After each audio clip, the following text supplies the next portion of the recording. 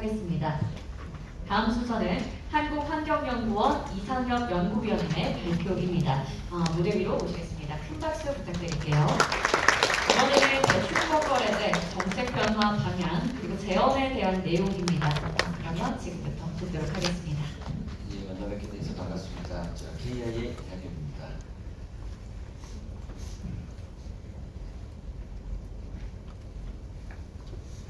오늘 배출거래제 말씀드리려고 하는데요.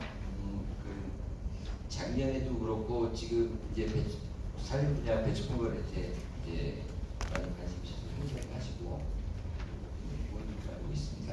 근데 이제 이번에는 작년에도 하셨겠지만 이번에는 좀 시기적으로 2026년부터 이제 배출거래제 운영 방안이라고 할까요? 제도 방향 이런 것들이 이제 바뀌어지는 시기가 돼가지고 지금 이제 한참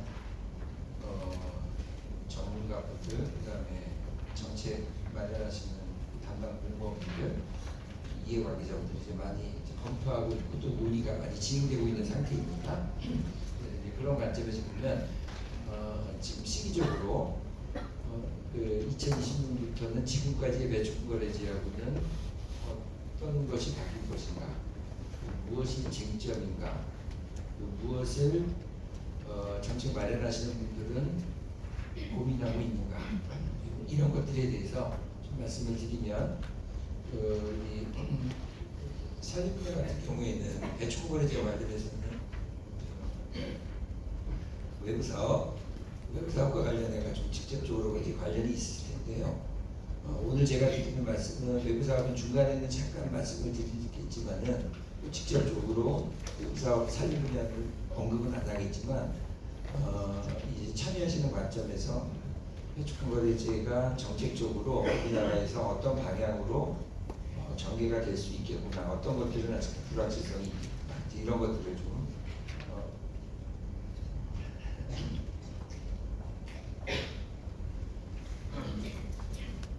이해하시는데 좀 도움이 됐으면 좋겠습니다. 오늘 그냥 4가지 정도로 말씀을 드릴 건데요. 배출거래제 관심이 많으시니까 관련 보고서, 논의 이런 것들은 직간접적으로 많이 알고 계실 거라고 생각이 됩니다. 근데 이제 그러한 논의들을 좀 이렇게 간단하게 제가 이렇게 보면 주로 상당히 기술적인 문제에 대한 논의가 많이 있는 것 같아요. 우리나라는. 그래서 요 룰을 어떻게 바꾼다, 요 룰을 이렇게 바꾸면 이게 좋다, 이게 나쁘다, 찬성이다, 반대다, 이런 류의 것들이죠. 물론 이제 이 제도 성격 자체가 배출권을 거래하는 제도이기 때문에 하나하나의 룰 세팅이 예민할 수는 있겠죠. 민감할 수는 있겠습니다. 그래서 그런 것들이 매우 중요한데 더불어 이제 또 하나 봐야 될 것들이 이건 이제 우리나라를 대표하는 온실가스 감축 정책이지 않습니까? 그러면은 우리나라의 중장기적인 탄소 중립을 향하는 어떤 과정에서 아주 중추적인 역할을 해야 되는 정책적인 의미가 있는 제도입니다. 그런 의미에서 고민해야 될 것들이 상당히 많이 있습니다. 그래서 근본적으로 가져야 될 정책적인 방향, 이런 것들을 간과하고 있지는 않는지, 우리가 너무 하나하나 라인 바이 라인에 이러한 룰 세팅에만 관심 있는 건 아닌지, 이제 이런 것들을 어떻게 더 좋아야 될 것인지, 조화롭게 봐야 될 것인지, 이런 문제가 있습니다. 그래서 아무쪼록 오늘 제가 드리는 말씀은 방금도 말씀을 드렸지만 현재 그 4기 배출권 거래 제도의 운영 방안을 마련하고 있는 정책 담당자들이 현재 주로 고민하고 있는 것들, 쟁점이 있는 것들을 주로 말씀을 드릴 텐데요. 그리고 이제 제가 저의 또 연구 결과를 조금 덧붙여서 말씀을 드리고요.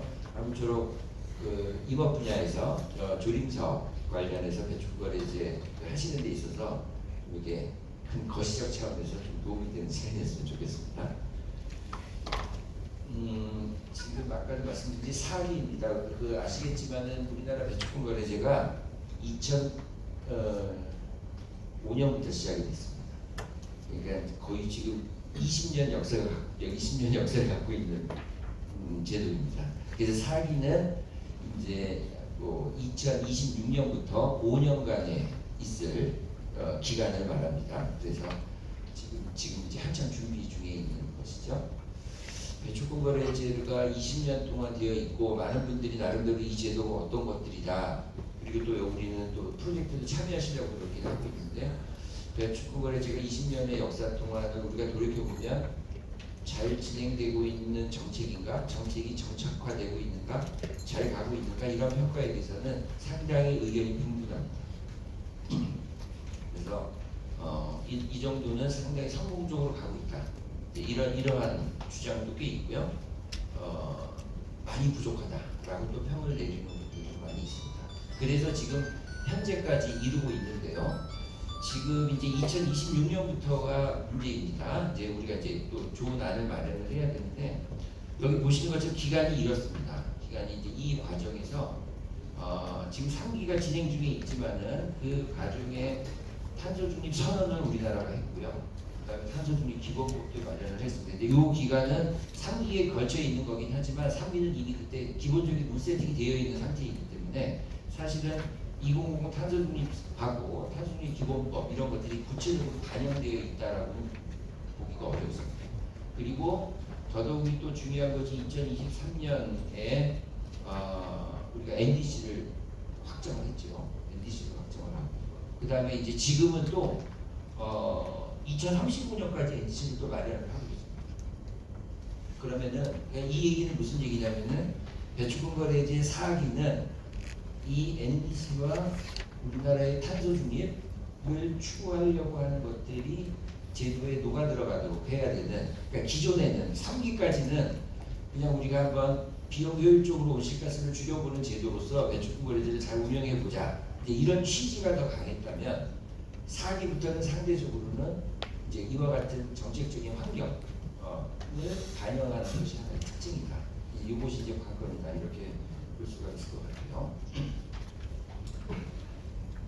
그래서 그럼 이제 여러 가지로 볼 수가 있습니다. 배출권 거래제를 보는 시각은요 여러 가지로 볼 수가 있는데 아까 잠깐 말씀드렸지만 이제 환경 변화입니다. 환경 변화는 뭐 우리 선생님들 많이 아실 겁니다. 여기 계신 분들 어떤 환경 국내외 방금 ESG도 얘기를 해주셨고요. 그다음에 이제 뭐 여러 가지가 있죠. 여기 있는 것처럼요. 근데 이제 그거를 종합적으로 보면 그것이 환경 변화 그런 환경 변화가 의미하는 바가 뭐냐라고 하는 것들은 우리가 배출권 거래제를 하니까 그 관점에서 보면 기존에는 우리가 비용을 요 정도까지 내지는 지불하지 않았던 요 정도까지의 비용을 지불했던 것들이 앞으로는 많은 비용을 지불해야 되는 시대로 환경이 변한다라고 하는 그렇게 이제 포괄적으로 종합적으로 볼 수 있을 것 같아요. 그래서 이제 비용 부담, 감축 비용 부담이 증대되는 환경 시대로 변하고 있다. 이것이 이제 포인트가 되겠죠. 그러면은 근데 이제 비용이 들기 때문에 이제 중요한 것은 이 비용을 효과적으로 저희가 접근하는 것이 중요하지 않겠습니까? 이제 이 문제라는 얘기죠. 그러면은 이게 이제 흔히 말하는 탄소 가격입니다. 탄소 가격인데 배출권 거래제 하면 우리가 탄소 가격이라고 이렇게 거의 매칭시켜서 생각을 하죠. 맞습니다. 우리나라는 거의 상당 부분이 그 역할을 하기 때문에 그런데 탄소 가격은 여러 가지 형태가 존재합니다. 이따가 말씀을 드리겠습니다. 탄소 가격을 부과하는 형태 중에 하나가 배출권 거래제다. 다른 여러 가지 일들이 있다. 이것을 종합적으로 탄소 가격이라는 것들을 우리가 어떻게 잘 다루느냐가 비용 효과적으로 접근하는 건 이제 관건이다. 이런 게 그리고 그런 것들을 잘 ETS는 담고 있느냐 이런 거죠. 그다음에 ETS를 세계적으로 많이 운영하고 있죠. 우리나라뿐만이 아니라. 근데 이제 왜 해외에는 잘 작동이 되느냐 배출권 거래제도가 우리나라는 잘 작동이 되느냐 이제 이렇게 비교하는 거 좋아하지 않습니까?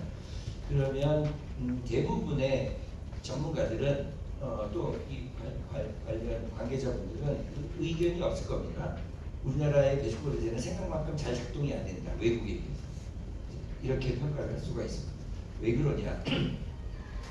한마디로 이제 아까도 말씀드렸죠. 비용이 증가되는 시대에 이 비용이 예를 들어서 발전사를 한번 보시죠. 발전사가 석탄 발전을 하는 데가 이제 석탄 발전을 줄이고 신재생 발전을 늘려야 됩니다. 이렇게 되면은 비용이 들지 않겠습니까? 그러면은 그 발전 단가가 있는데 그 비용을 시장에 전가를 못해요.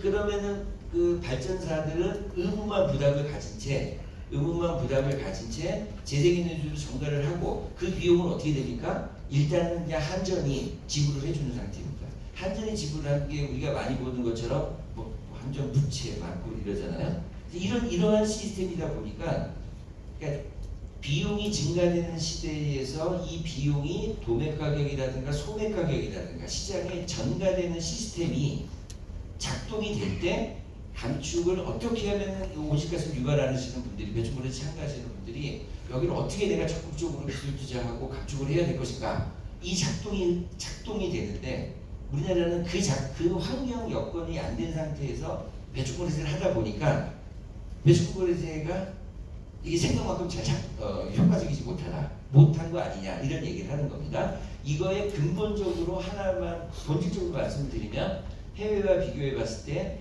에너지 가격 체제입니다. 선진국의 에너지 가격 체제는 나름대로는 시장화되어 있어요. 시장 가격으로 에너지 가격이 형성이 되는데 우리나라는 중요한 에너지 가격은 매우 중요한 관점에서 정부가 컨트롤을 하는 시스템입니다. 이 다른 시스템에서의 배출권 거래제를 우리는 얘기를 하고 있는 겁니다. 그런데 그런 과정에서 이제 이것은 무슨 얘기를 하냐? 그럼 사기에도 이래야 될 것이냐? 이런 문제를 이제 본질적으로 갖고 있다는 겁니다.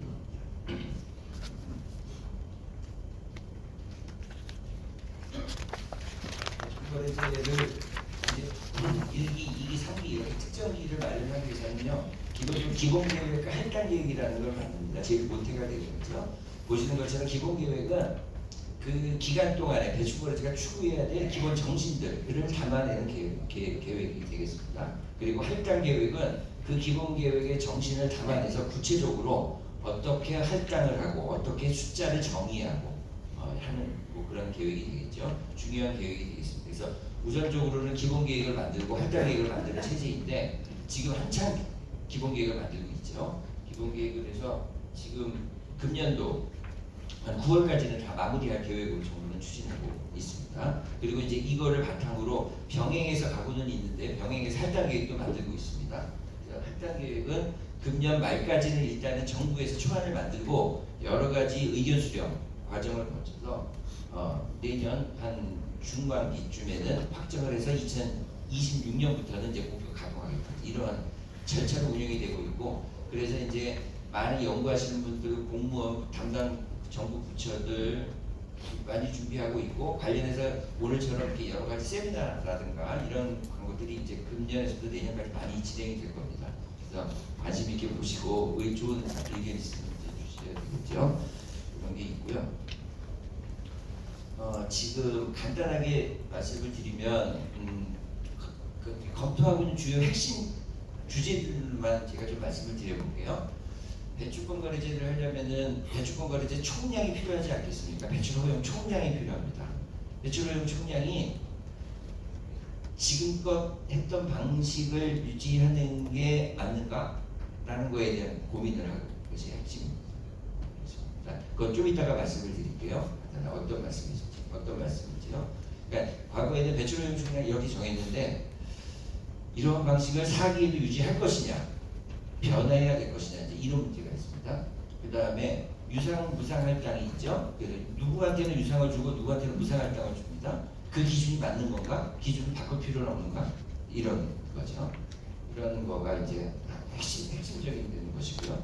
그 다음에 유상을 준다면 전체 배출허용 총량에서 유상 할당 비율은 어느 정도로 줘야 되나? 이 문제가 있습니다. 이 문제가 이제 가장 핵심적인 것 중에 하나고요. 그 다음에 무상할당도 많이 아직도 주잖아요. 그러면 무상할당 방식을 지금은 이제 거의 뭐 벤치마크 방식 중심으로 가고 있는데 벤치마크 방식의 강도가 조금 변해야 되는 건 아닌가? 무상할당 방식도 변해야 된다. 이것이 이제 네 번째 핵심 포인트가 되겠습니다. 그 다음에 이제 우리 외부 사업 관련되신 분들이 이제 많이 관심을 가지시는 분들이죠. 영역이죠. 이제 시장 안정화와 활성화와 관련된 시장을 촉진하는 수단들, 유인 수단들을 조금 더 지금보다는 다양하게 구체적으로 해야 되는 것이 아니냐. 이제 이러한 것들이 이제 주요 핵심 사항으로 지금 여러 가지 의견을 가지고 공유가 되고 말씀드릴 수 있겠습니다. 정책적으로 이 배출거래제도 뭐 보시는 것처럼 이렇습니다. 온실가스 감축에 효과적으로 기여하고 있는가? 그다음 비용 효율적으로 작동하고 있는가? 그리고 이 제도가 기술 개발이라든가 기술 개발 유인 효과를 잘 만들어내고 있는가? 이것이 이제 어떻게 보면 근본적인 배출거래제의 평가 요인인 것 같아요. 전체적으로 평가 요인인 것 같아요. 이거를 조금 이렇게 나눠서 보면 이걸 하기 위해서 정부가 규제를 해야 되는 영역과 시장이 잘 작동될 수 있도록 하는 시장의 역할을 잘 마련해 주는 것. 그러니까 시장적인 기능과 정부 기능이 조화롭게 가는 문제가 포인트라고 볼 수가 있습니다. 그래서 이제 이런 것들을 머릿속에 두고 이제 모든 분들이 배출거래제가 잘 작동되기 위해서 이제 노력을 하는 것이죠. 하나하나 보도록 하겠습니다. 배출오염 총량 간단하게 말씀을 드리면 시간이 되네요. 지금 현재 여러분들 어떻습니까? 시간이 가면 갈수록 배출오염 총량은 우리나라 ETS에서 여기까지만 배출한다, 허용을 한다라는 것이 시간이 가면 갈수록 타이트해지는 게 맞습니까? 유지되는 게 맞습니까? 완화되는 게 맞습니까? 아니면 상황에 따라 바뀔 수 있는 겁니까? 현재로서는 늘어나고 있는 시스템이에요. 근데 이게 맞는 거냐? 기본적으로 타이트해져야 되는 게 맞는 거 아니냐? 이제 이 문제죠. 이 문제입니다. 그럼 이 문제를 위해서 무엇을 체크하고 무엇을 건드려야지 이게 가능하겠느냐? 이렇게 되는데 이것도 찬반 논란이 매우 많습니다. 타이트한 거는 좋은데 여기까지 타이트한 거는 너무 타이트하다. 이제 이런 반론들이 존재하는 거예요. 그래서 이 문제도 상당히 예민하고 민감한 문제입니다. 제가 시간 관계상 간단하게 좀 말씀을 드릴게요.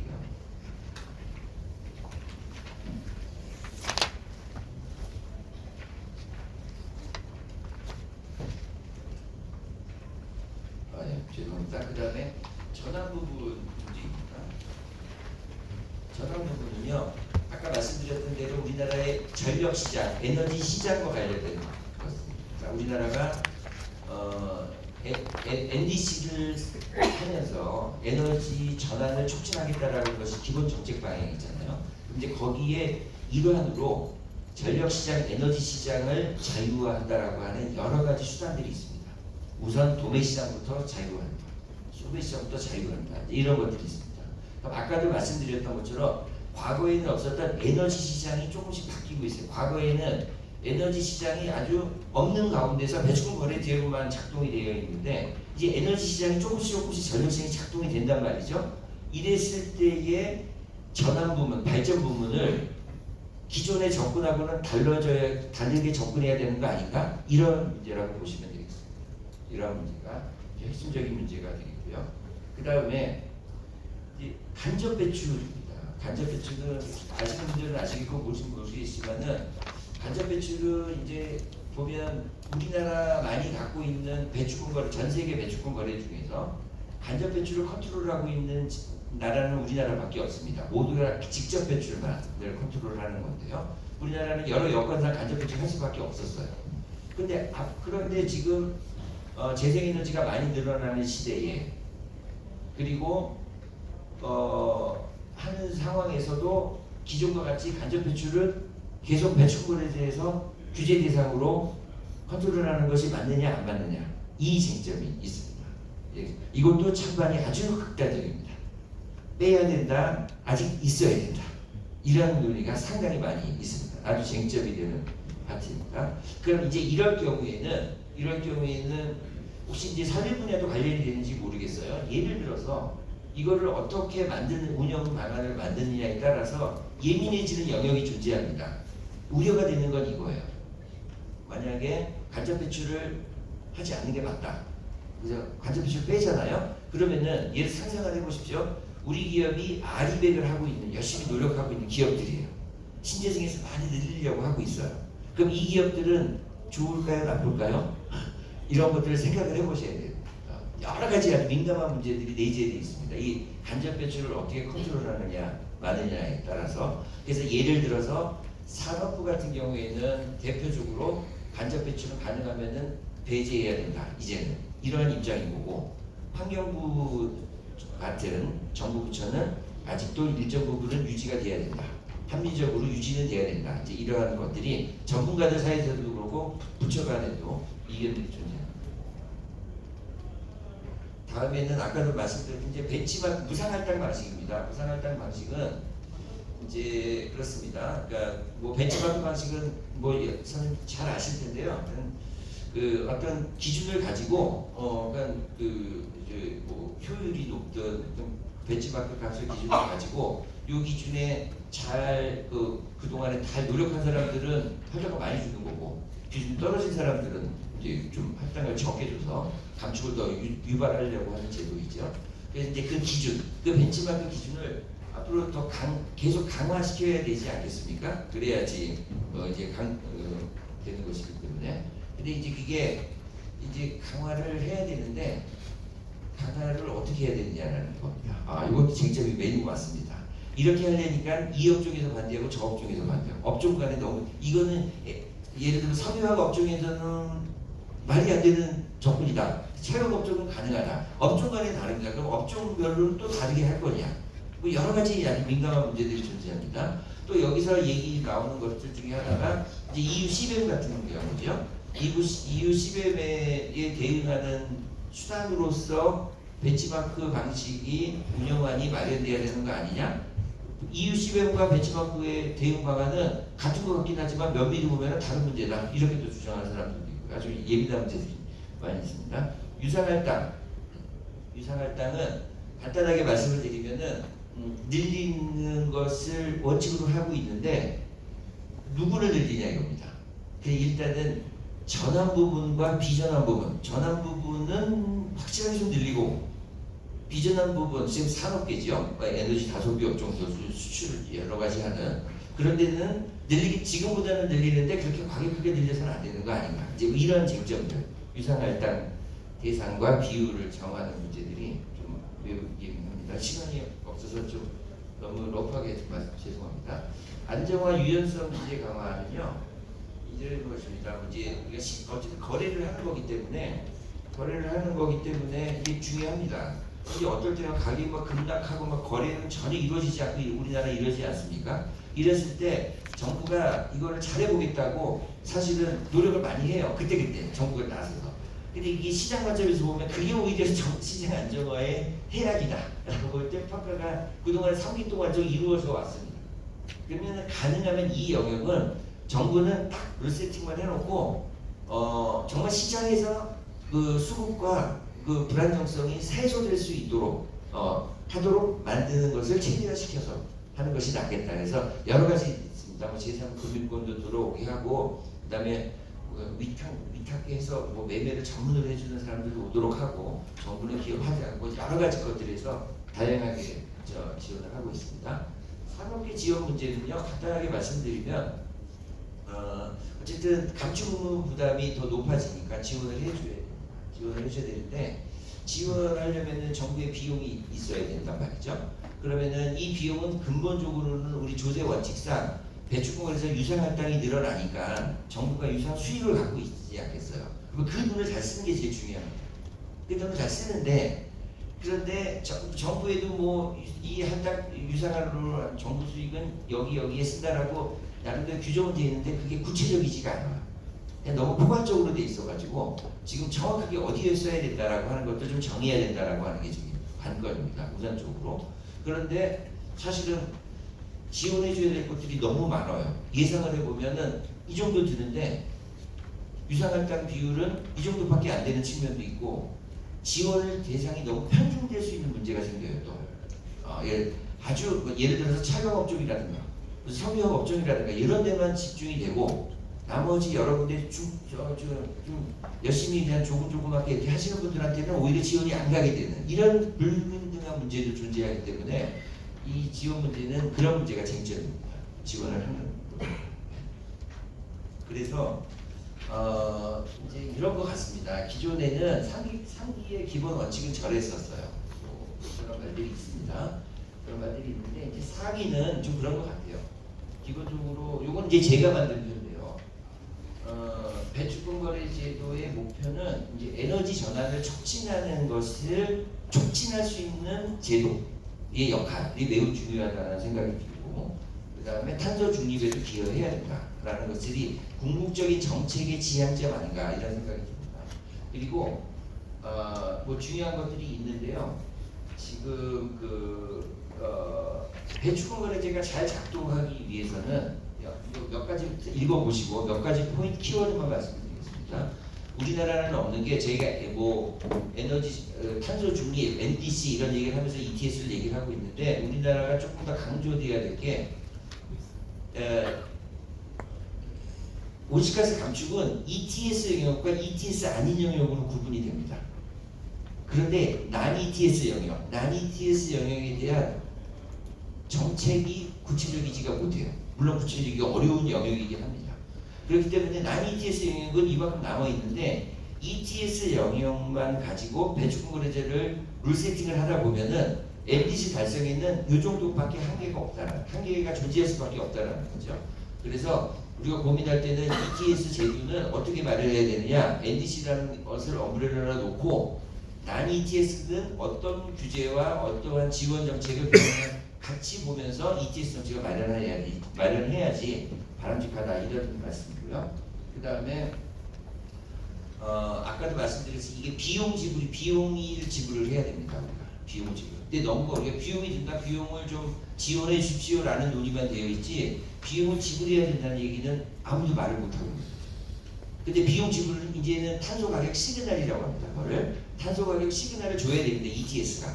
근데 이 탄소 가격 시그널은 ETS만이 주는 것이 아니라 국가 탄소 ETS 이외에 탄소 가격이 부과되고 있는 것들 같이 해서 줘야 된다. 그것은 이제 제가 강조하는 이제 국가 탄소 가격 체제. 그건 좀 이따가 조금 더 부연해서 말씀을 드릴게요. 이렇게 돼야 되는 거고, 그 다음에 이것이 잘 될 때 되는데 이제 이 비용 문제가 있잖아요. 그런 비용 문제는 예를 들면 저희가 전기 가격이 조금만 올라도 우리나라는 엄청나게 이제 여러 가지 어려운 점들이 많이 있지 않습니까? 그렇기 때문에 배출권 거래제가 잘 되기 위해서는 국가 탄소 가격 체제가 가격 시그널을 주기 위해서는 비용 분담 문제를 공론화할 수 있어야 됩니다. 우리가 앞으로는 이 정도의 비용을 지불해야 됩니다. 그래서 우리가 정부가 ETS에서는 이러이러한 노력을 해서 최대한 비용 효율적으로 접근해 나가기 이런 얘기가 있어야 되는데 그런 얘기는 없이 그냥 ETS에서의 룰 세팅만 얘기를 하게 되면은 유상 할당은 어떻게 줘야 된다, 무상 할당은 어떻게 이렇게 얘기만 하게 되면은 상기와는 차별화가 없게 되겠죠. 그런 문제가 있다라는 거고요. 그래서 배출권 거래제가 잘 되기 위해서는 아까도 말씀드렸듯이 시장적인 기능과 정부가 해야 될 역할을 균형 있게 잘 조화롭게 이번에 4기에서는 좀 만들 필요가 있다. 이런 말씀을 드리겠습니다. 마지막으로 탄소 가격 부과제에 대해서 말씀을 드려보도록 하겠습니다. 우리나라 ETS입니다. ETS는 어떤 상태인지 왼쪽 그림은요. 왼쪽 그림이 이제 네덜란드 파트가 우리나라인데 가로축이 그 국가에서 컨트롤되는 배출량 비중입니다. 배출 비중. 우리나라는 한 80% 배출 비중 그 어깨 오른쪽에 있죠. 그러니까 우리나라 탄소 배출의 한 70~80%는 ETS에서 컨트롤 한다라는 얘기입니다. 그리고 이제 세로 축은 탄소 가격입니다. 탄소 가격. 그러니까 우리나라 위치를 보시면 커버리지는 많은데 탄소 가격의 위치는 매우 낮게 되어 있죠. 그러니까 ETS가 탄소 가격을 잘 부과를 못하고 있다. 이런 게 현장. 오른쪽 그림은 선진국하고 다 비교를 한 겁니다. OECD 국가. 순서대로 얘기를 했는데요. 여기 우리나라 위치가 이렇게 중하위권입니다. 상당히 낮지요.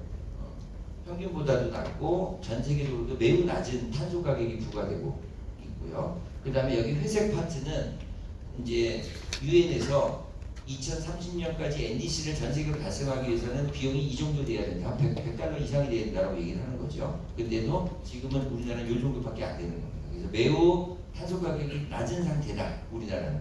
이게 이제 현황이고요. 탄소 가격을 볼 때는 ETS와 대표적으로 어떤 나라는 ETS를 하고 어떤 나라는 탄소세를 하잖아요. 근데 우리나라는 어쨌든 ETS 국가입니다. ETS 국가인데 여기 시장 기타 수단을 보면은요 여러 가지 텍스들이 있어요. 조세 여러 가지 텍스들이 존재하고 있고 보조금이 또 존재하고 있습니다. 이것들이 다 탄소 비용과 직간접적으로 연관된 파트예요.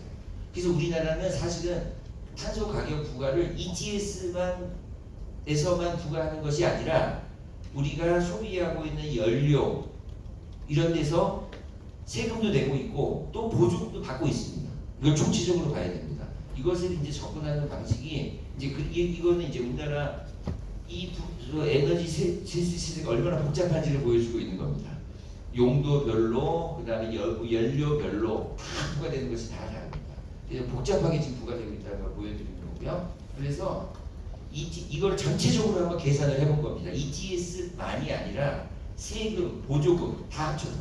이건 이제 OECD에서 일단 계산을 한 건데요. 그것을 보더라도 우리나라가 매우 낮다라는 얘기입니다. 이거 전체적으로 봐도. 그래서 우리나라는 탄소 가격이 현재로서는 매우 낮게 부과가 되고 있다. 그래서 배출권 거래제, 그러니까 NDC 달성하기 위해서는 ETS가 이런 관점에서 가격 기능 격파를 제대로 해줘야 되고 이것뿐만이 아니라 이 기타 영역에서도 이런 것들이 좀 잘 공론화되고 할 때 배출권 거래제가 비효율적인 수단을 갖고 있지 않을까 이런 생각으로 마치겠습니다. 제가 시간이 좀 부족해서 상세하게 좀 설명을 못 드렸습니다.